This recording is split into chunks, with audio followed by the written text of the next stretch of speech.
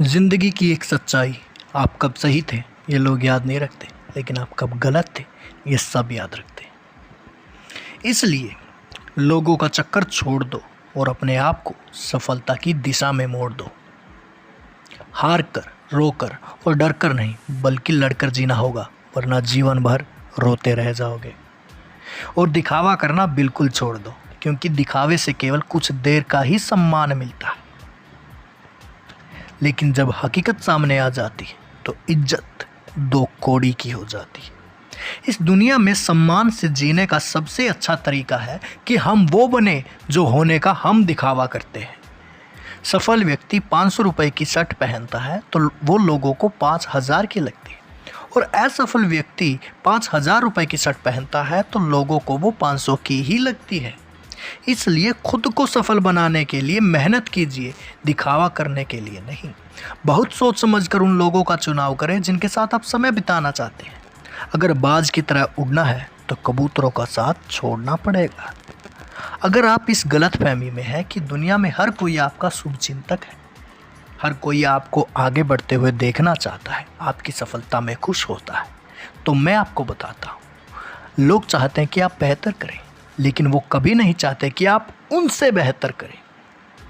कभी कभी हम किसी के लिए उतना ज़रूरी भी नहीं होते जितना हम सोच लेते हैं, और यही बात हमें सबसे ज़्यादा दुख देती है। जीवन में यदि कुछ करना चाहते हो तो अकेले रहकर करें, क्योंकि जो अकेले चलते हैं उनकी रफ्तार दूसरों से अधिक होती है। मैं ये नहीं कह रहा कि आप खुद को दूसरों से अलग कर लें, मैं ये भी नहीं कहता कि आप अकेलेपन का शिकार हो जाएं। दुनिया में जीना है तो दुनिया के साथ तो रहना ही पड़ता है, लेकिन फिजूल की दुनियादारी से दूरी बना लेना ही समझदारी। भाड़ में जाए दुनियादारी, हम तो करेंगे अपने जीत की तैयारी। सिर्फ सपने देखकर खुश होना खुद से बेईमानी करना होता है। सफल होने के लिए सहनशील होना आवश्यक है। हिरण की दौड़ने की गति 85 किलोमीटर प्रति घंटा है, शेर की 60 किलोमीटर प्रति घंटा। फिर भी शेर हिरण का शिकार करता है, क्योंकि हिरण के मन में एक डर होता है कि हम शेर से कमज़ोर है, और वही डर उन्हें बार बार पीछे देखने पर मजबूर करता है, जिससे उसकी गति और मनोबल में कमी आती है और हिरण उस शेर का शिकार बन जाता है। आपके पीछे तो कोई शेर नहीं पड़ा, फिर आप क्यों बार बार पीछे मुड़ते देखते हो?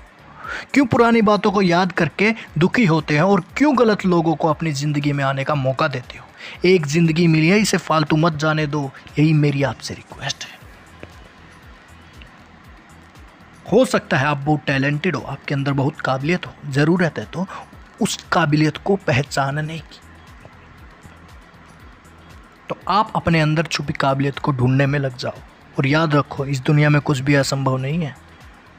बस सकारात्मक सोच के साथ अपने लक्ष्य की तरफ बढ़ते चलिए।